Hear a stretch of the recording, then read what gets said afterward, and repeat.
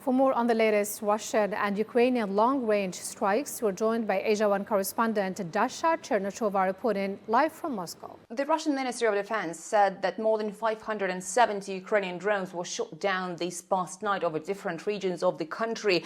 We are learning that two warehouses of Wildberries marketplace were hit, one in the Leningrad region, which is near the city of St. Petersburg, where the large plumes of smoke have been very visible to the residents throughout the day. We're also learning that in the city of Simferopol in Crimea, another warehouse come under attack, and the city of Kiev, an industrial object there, according to local authorities, has also caught fire. This is where at least 6 people were killed and at least 12 got injured.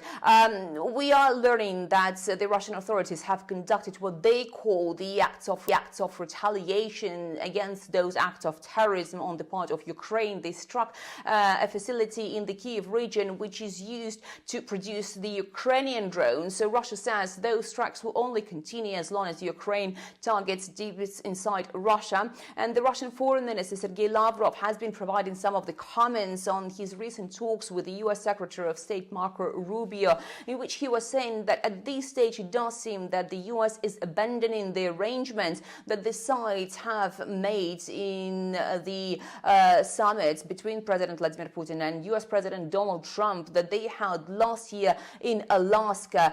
So at this stage, we understand that the negotiating process is quite stalled, but Moscow reconfirms its readiness to engage into those negotiations and stresses that it is very important now to understand on which positions the sides are actually standing. The Kremlin has earlier been reconfirming that Moscow is ready for the negotiations, but Kremlin spokesman Dmitry Peskov warned against much optimism, saying that excessive optimistic approach is something that is not needed now. And the Russian Foreign Ministry spokeswoman has reminded that the US president has been speaking about ending the Ukraine conflict in 24 hours more than 80 times already, and this conflict is still raging, with Russia stressing that US is actually supplying weapons to Ukraine. And the Russian president has also made a trip to the city of Irkutsk in Siberia, where he visited a plant that produces MC-21 passenger planes, something